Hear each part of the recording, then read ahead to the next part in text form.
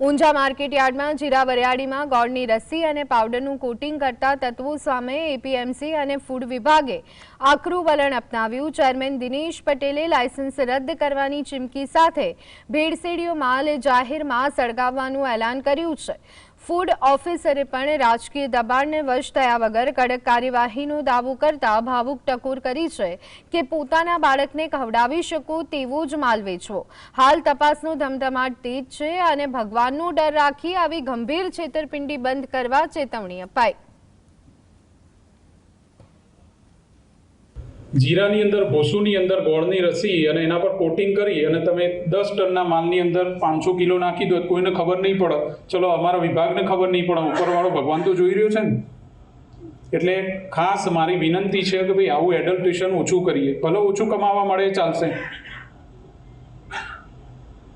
અને અમે તો જ્યાં પડશું ને પકડશું ને એમાં કોઈને છોડવાના નથી, ભલે ગમે તે રાજકારણીનો ફોન બી આવે। આપણે આપણા બાળકને ખવડાવી શકીશું? જો આપણે આપણા એ બાળકના એ જ મિક્સ કરેલું જીરું ખવડાવી શકતા હોય તો ધંધો કરવાની તમને છૂટ।